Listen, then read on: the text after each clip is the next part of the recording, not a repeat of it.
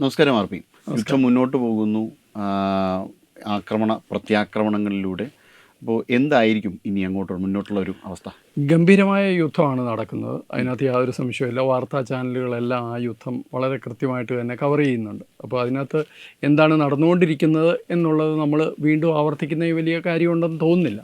പക്ഷേ ഇതിനകത്തെ രണ്ട് പ്രധാനപ്പെട്ട പ്രശ്നങ്ങൾ അല്ലെങ്കിൽ രണ്ട് വലിയ ചോദ്യങ്ങൾ ഇപ്പോൾ ലോകത്തിൻ്റെ മുമ്പിലും അമേരിക്കക്കാരുടെ മുമ്പിലും മറ്റുള്ളവരുടെ മുമ്പിലും ഒക്കെ ഉയർന്നു നിൽക്കുന്ന രണ്ട് ചോദ്യങ്ങളുണ്ട്. ആ രണ്ട് ചോദ്യങ്ങളിൽ ആദ്യത്തേത് ഇറാൻ്റെ കേപ്പബിലിറ്റിയെക്കുറിച്ചാണ്. ഞാൻ ഉൾപ്പെടെ വിചാരിച്ചിരുന്നത് ഇറാൻ ഈ പറയുന്നത് പോലെ കുറേയൊക്കെ കടലാസ് പുലിയാണ്.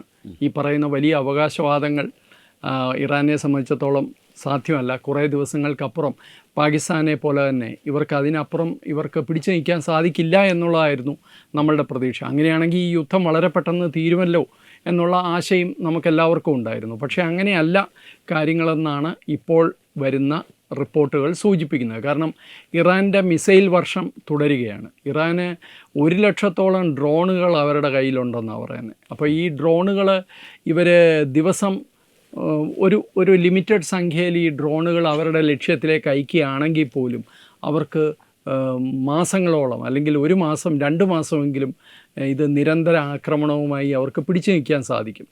രണ്ടാമത്തെ ഇറാനുമായി ബന്ധപ്പെട്ട പ്രശ്നം എന്ന് വെച്ച് കഴിഞ്ഞാൽ ഇറാൻ ഇപ്പോൾ ടാർഗറ്റ് ചെയ്യുന്നത് GCC രാജ്യങ്ങളെ കൂടിയാണ്. അപ്പോൾ ഈ GCC രാജ്യങ്ങൾ ഇറാൻ ടാർഗറ്റ് ചെയ്യുന്നത് അവിടുത്തെ റെസിഡൻഷ്യൽ കോംപ്ലക്സുകളും ടാർഗറ്റ് ചെയ്യുന്നുണ്ട്. ഇപ്പോൾ എനിക്ക് ബഹ്റിനിൽ നിന്ന് ലഭിച്ച വിവരം അനുസരിച്ച് അവിടെ 6 പേര് നേരത്തെ മരിച്ചിരുന്നു. ഇപ്പോൾ 5 ബംഗാളികൾ മരിച്ചു എന്നുള്ള വിവരം കിട്ടുന്നുണ്ട്. അപ്പോൾ ഇതൊക്കെ ഭീതിജനകമായ കാര്യമാണ്. കാരണം ഇതുവരെ തുടക്കത്തിൽ അമേരിക്കക്കാരുടെ ബേസുകൾ, അമേരിക്കക്കാർ ജീവിക്കുന്ന ഭാഗങ്ങൾ ഒക്കെയാണ് ഇറാൻ ടാർഗറ്റ് ചെയ്തതെങ്കിൽ ഇപ്പോൾ ഇറാൻ കുറച്ച് റാൻഡമായിട്ട് ഒരു പ്രത്യേകിച്ച് കണക്കുകൂട്ടലൊന്നുമില്ലാതെ ഏതാണ്ട് ഒരു ഉദ്ദേശത്തിൻ്റെ പേരിൽ അടിച്ചു തുടങ്ങിയിട്ടുണ്ടെന്നുള്ളത് വലിയ ഭീതി ഉണ്ടാക്കുന്ന കാര്യമാണ്. ഇതാണ് ഇറാനെ സംബന്ധിച്ചിടത്തോളം ഇറാൻ്റെ കേപ്പബിലിറ്റി. ഇപ്പോൾ ഇറാൻ പറയുന്നത് ഞങ്ങളുടെ യഥാർത്ഥ ആയുധം ഇതുവരെ ഞങ്ങൾ പുറത്തെടുത്തിട്ടില്ല എന്നാണ്. അതെന്തായാലും ആണവായുധമാകാൻ സാധ്യത കുറവാണ്. ഒരുപക്ഷെ ഇൻ്റർ കോണ്ടിനെൻ്റൽ ബാലിസ്റ്റിക് മിസൈൽ പോലെയുള്ള മറ്റെന്തെങ്കിലും സംവിധാനങ്ങളാകാം. പക്ഷേ അത് ഇതുവരെ ഞങ്ങൾ പുറത്തെടുത്തിട്ടില്ല എന്നാണ് പറയുന്നത്. ഇപ്പോൾ പുതിയ ഭരണാധികാരി വന്നിട്ടുണ്ട്, സുപ്രീം ലീഡർ. ഇപ്പോൾ കൊല്ലപ്പെട്ട അലി ഖമനേയിയുടെ മകനാണ് വന്നിരിക്കുന്നത്. അപ്പോൾ വീണ്ടും ഒരു കമാൻഡ് സ്ട്രക്ചർ ഒന്നുകൂടെ സ്റ്റെബിലൈസ് ആയി കഴിഞ്ഞാൽ ഇവരുടെ ആക്രമണം വളരെ വർദ്ധിക്കാൻ സാധ്യതയുണ്ട്. ഇതാണ് ഇതിൻ്റെ ഒരു ഭാഗം. ഇനിയും ഇതിൻ്റെ രണ്ടാമത്തെ ഭാഗമുണ്ട്. അത് എന്താണെന്ന് വെച്ച് കഴിഞ്ഞാൽ അമേരിക്കയോടാണ് ചോദ്യം. ഈവൻ അമേരിക്കയിലെ ഡെമോക്രാറ്റ്സ് പോലും ചോദിച്ചു തുടങ്ങിയിട്ടുണ്ട്, നിങ്ങൾ എങ്ങനെയാണ് ഈ യുദ്ധം അവസാനിപ്പിക്കാൻ പോകുന്നത്? അമേരിക്കയ്ക്ക് ഈ യുദ്ധം അവസാനിപ്പിക്കുന്നതിനെ സംബന്ധിച്ച് കൃത്യമായി എന്തെങ്കിലും പ്ലാൻ ഉണ്ട് എന്ന് അമേരിക്ക ഇതുവരെ ലോകത്തെ ബോധ്യപ്പെടുത്തിയിട്ടില്ല. അമേരിക്കയിലെ തന്നെ സെനറ്റിനെ ബോധ്യപ്പെടുത്തിയിട്ടില്ല. കാരണം ട്രംപ് അഡ്മിനിസ്ട്രേഷൻ കൊടുത്ത മറുപടികളൊന്നും അവർക്കാർക്കും, ഡെമോക്രാറ്റ്സിന് പ്രത്യേകിച്ചും ഒരു കൺവിൻസിങ് ആയിട്ടില്ല. അവരെ ആരെയും ബോധ്യപ്പെടുത്താൻ സാധിച്ചിട്ടില്ല. ഇപ്പോൾ ഏത് രാജ്യവും ഒരു യുദ്ധം തുടങ്ങാൻ എളുപ്പമാണ്. പക്ഷേ ആ യുദ്ധം എങ്ങനെ അവസാനിപ്പിക്കും, അതിൻ്റെ ടാർഗറ്റ് എന്താണ്, എത്ര നാൾക്കുള്ളിൽ ഇത് ചെയ്യാൻ പറ്റും എന്നൊക്കെയുള്ള കൃത്യമായ ഒരു ധാരണയില്ലാതെ ഈ ആധുനിക കാലത്ത് ആരും യുദ്ധം ചെയ്യാറില്ല. അമേരിക്കയ്ക്ക് തന്നെ മുൻ അനുഭവം ഉള്ളതാണല്ലോ. അഫ്ഗാനിസ്ഥാനിൽ തുടർന്നു. ഇറാഖിൽ കള്ളം പറഞ്ഞ് ഒരു യുദ്ധം ഉണ്ടാക്കി. അവിടുത്തെ ഭരണാധികാരി സിറിയ കാലങ്ങളായിട്ട് രക്തക്കളമാണ്. അങ്ങനെ എവിടെ നോക്കിക്കഴിഞ്ഞാലും അമേരിക്ക ഇങ്ങനെ ഇടപെടുന്നിടമൊക്കെ അവിടെ നശിപ്പിച്ചിട്ടുണ്ട്. ഇപ്പോൾ ഇതും അതുപോലെ ഒരു സ്ഥിതിയിലേക്ക് പോകാൻ സാധ്യതയുണ്ട്. ഇനി അമേരിക്കയ്ക്ക് പിന്മാറാൻ സാധിക്കില്ല. എന്തെങ്കിലും ഒന്ന് തീർത്ത് ചെയ്യാതെ അമേരിക്കയ്ക്ക് പിന്മാറാൻ പറ്റില്ല. അപ്പോൾ അമേരിക്ക എന്താണ് ചെയ്യുന്നത് എന്നുള്ളത് വളരെ കൃത്യമാണ്. ഞാൻ നേരത്തെ ഇത് പറയാൻ കാരണമെന്ന് വെച്ച് കഴിഞ്ഞാൽ നമ്മുടെ ഓപ്പറേഷൻ സിന്ദൂറിനെ കുറിച്ച് എത്ര പറഞ്ഞാലും നമുക്ക് മതി വരാത്തത് അതുകൊണ്ടാണ്. നമുക്കറിയാമായിരുന്നു നമ്മൾ എന്താ ചെയ്യാൻ പോകുന്നതെന്ന്. വളരെ കൃത്യമായി പ്രിസിഷൻ സ്ട്രൈക്ക് നടത്തി നമ്മൾ പിന്മാറി. അതിനുശേഷം പാകിസ്ഥാൻ്റെ ഭാഗത്തുനിന്ന് വലിയ അവകാശവാദങ്ങളുണ്ടായി. അമേരിക്ക പറഞ്ഞു, ട്രംപ് പറഞ്ഞു, ഞാനാണ് യുദ്ധം നിർത്തിയത്, ഞാനാണ് അത് ചെയ്തത്. പക്ഷേ ഇന്ത്യ അതിനോടൊന്നും റെസ്പോണ്ട് ചെയ്തില്ല. പക്ഷേ ഇന്ത്യ ആ സമയത്ത് യുദ്ധം അവിടെ അവസാനിപ്പിച്ചു, അല്ലെങ്കിൽ ആക്രമണം അവിടെ അവസാനിപ്പിച്ചു.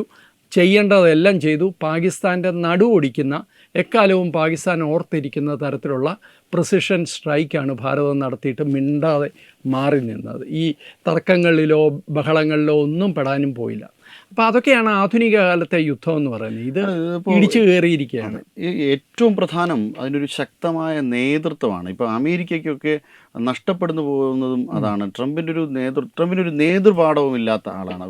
വിടുവായത്വം പറയുന്നത് ഉപരി, ബിസിനസ് നടത്താൻ കഴിയുന്നത് ഉപരി ഒരു രാജ്യത്തിൻ്റെ നേതൃത്വം എങ്ങനെ ഫലപ്രദമായി കൊണ്ടുപോകാം എന്ന് തനിക്ക് കഴിവില്ല എന്ന് പലതവണ തെളിയിച്ചിട്ടുള്ള ആളാണ്. ഞാൻ ഇപ്പോഴും വിശ്വസിക്കുന്ന ഈ കാണിക്കുന്ന ഭ്രാന്തിൻ്റെ പിന്നിലും അല്ലെങ്കിൽ ഇതിൻ്റെയൊക്കെ പിന്നിൽ കൃത്യമായൊരു അജണ്ടയുണ്ട് എന്നുള്ളതാണ്. അദ്ദേഹത്തിൻ്റെ ബിസിനസ്സും അദ്ദേഹം ആരോടൊക്കെയോ ഒരു പ്രതികാരം എടുക്കാനും അത് അമേരിക്കയ്ക്കുള്ളിലുള്ളവരോട് തന്നെ അങ്ങനെയൊക്കെ കുറേ കാര്യങ്ങളാണ് അദ്ദേഹത്തെ ഭരിക്കുന്നത്. അപ്പോൾ തീരെ വിഡ്ഢിയും അല്ലെങ്കിൽ ഒരു ഭ്രാന്തനും ഒന്നും അല്ല പ്രസിഡന്റ് ട്രംപ്.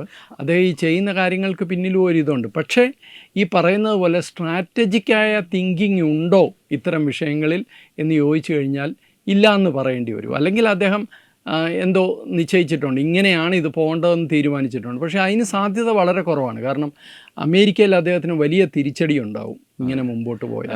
എനിക്ക് പലപ്പോഴും തോന്നിയിട്ടുണ്ട് രാഹുൽ ഗാന്ധിയുടെ ഒരു അമേരിക്കൻ പതിപ്പാണ് ട്രംപ് എന്ന് തോന്നിയിട്ടുണ്ട്. കാരണം രാഹുൽ ഗാന്ധിയും ഷൂഡാണ്, അദ്ദേഹത്തിൻ്റെ വിഷയങ്ങളിൽ രാഹുൽ ഗാന്ധി ഷൂഡാണ്. തനിക്ക് മറ്റിടങ്ങളിലേക്ക് പോകുന്നതിൻ്റെ കാര്യത്തിലൊക്കെ ഷൂഡാണ്. തൻ്റെ ബിസിനസ് താല്പര്യങ്ങൾ അല്ലെങ്കിൽ തൻ്റെ താല്പര്യങ്ങൾ, വ്യക്തിപരമായ കുടുംബ താല്പര്യങ്ങൾ നിലനിർത്തുന്നതിൽ രാഹുൽ ഗാന്ധി വളരെ ഷൂഡായ വ്യക്തിത്വമാണ്.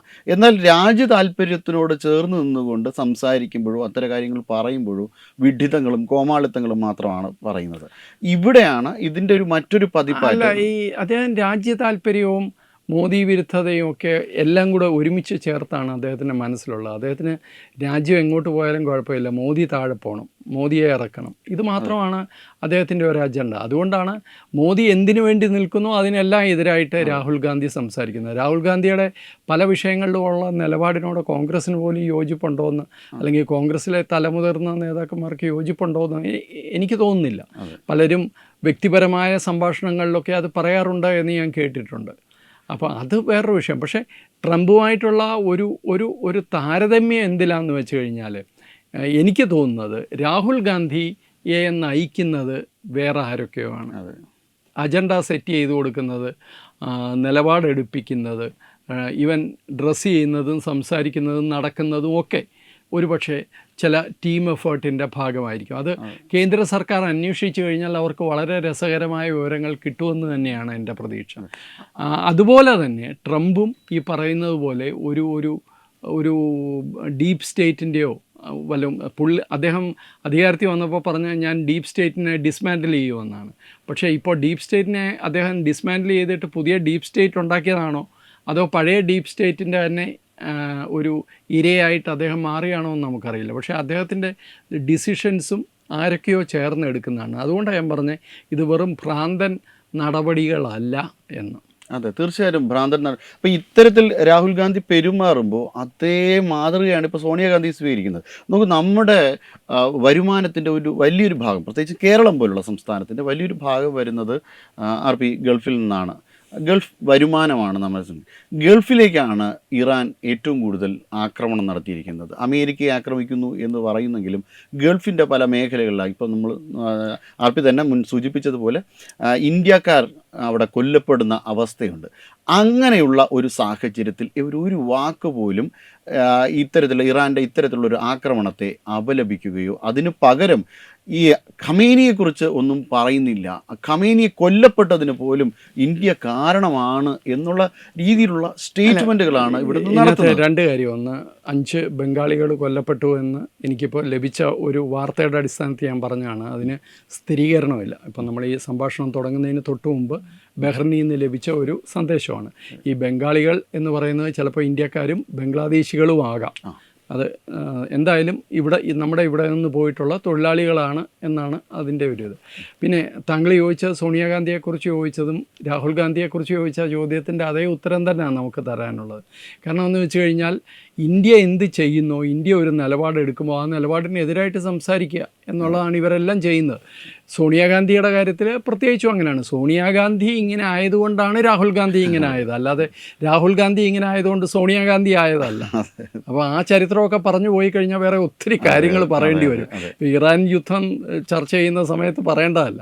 പക്ഷേ ഇപ്പം നിങ്ങളൊക്കെ സോഷ്യൽ മീഡിയയിൽ ധാരാളം എഴുതുന്ന ആൾക്കാരാണ്. നിങ്ങളൊക്കെ എഴുതുന്ന ഈ സുഡാപ്പികളെന്നൊക്കെ നിങ്ങൾ പറയുന്ന ഇന്ത്യയിലെ മത തീവ്ര സ്വഭാവമുള്ള ആൾക്കാർ, അവരാണ് പെട്ടുപോയിരിക്കുന്നത്. അന്നം തരുന്ന നാടെന്ന് പറഞ്ഞു ഇത്രയും കാലം തലയെ പൊക്കി സ്വന്തം മാതൃരാജ്യത്തെ അപമാനിച്ചാലും അന്നം തരുന്ന നാടിനെ അപമാനിക്കാതെ തലയെ വെച്ചിരിക്കുകയാണ്.